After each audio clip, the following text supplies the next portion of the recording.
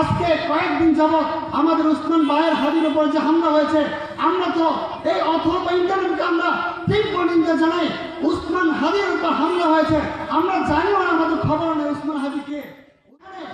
এই যুবকদের পরিবর্তনের কারণে এই যুব সমাজটাই আজকে এই এলাকাতে কোরআন সুন্নাহর আয়োজন করে। আমরা আশা রাখবো এই যুব সমাজ প্রতি বছরই এমন কোরআন সুন্নাহর মাহফিলের আয়োজন করবে। আজকে শুধু এই যুব সমাজ নয়, সারা বাংলাদেশের সব জায়গায় যুবকদের মাঝে একটা পরিবর্তন আসছে। কেমন পরিবর্তন আমরা জানি। শাহবাগে যেই শাহবাগে নাস্তিক ব্লগাররা আল্লামা দেলোয়ার হোসেন সাইদের বিরুদ্ধে কথা বলতো, আল্লাহ রসুলকে কটূক্তি করতো, সেই শাহবাগে এখন জুমার নামাজ আদায় হয়। সেই শাহবাগে এখন নারায়ে তাকবীর স্লোগানের ধ্বনি হয়। আমরা জানি আজকে কয়েকদিন যাবৎ আমাদের উসমান ভাইয়ের হাদির উপর যে হামলা হয়েছে, আমরা তো এই অথবা ইন্টারনেটকে আমরা তীব্র নিন্দা জানাই। উসমান হাদির উপর হামলা হয়েছে, আমরা জানিও না, আমাদের খবর নেই উসমান হাদিকে। উসমান হাদি হচ্ছে এমন একজন ব্যক্তি যার পরিবার হচ্ছে আলেম। এই উসমান হাদি সে কোনো সাধারণ ব্যক্তি ছিল না, তার মধ্যে ইসলাম প্রেমিক কাজ করতো, তারা ঠিক টার্গেট করেছে।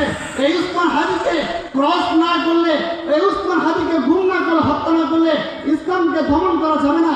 কারণ এই উসমান হাদির উপর তার ইসলাম প্রেম ছিল। শুধু এই উসমান হাদিকে হামলা করা হয় নাই, বরং যারা অন্যের বিরুদ্ধে কথা বলতো তাদেরকে স্তব্ধ করার জন্য পায়তারা চলেছে, ঠিক কিনা?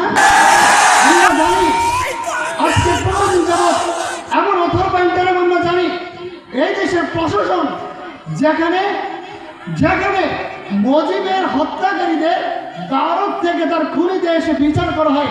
আমরা যদি মেনেও নেই উসমান হাদির হত্যাকারীরা ভারতে পাথর হয়েছে, সেখান থেকে খুঁজে এনে তার বিচার করা সম্ভব। এই জন্য মোহতারাম হাজির, সময় নষ্ট করবো না, যুব সমাজদের প্রতি আমরা আহ্বান জানাবো, আপনারা যে উদারতা ভালোবাসা দেখান আমাদের এই এলাকায়, যে আপনারা মাহফিল আয়োজন করেন, আমরা আশা রাখবো প্রত্যেক বছর এর থেকে আরো বড় ধরনের আয়োজন হবো। আমরা সকলেই এই যুব সমাজের পাশে থাকবো যে ইনশাল্লাহ।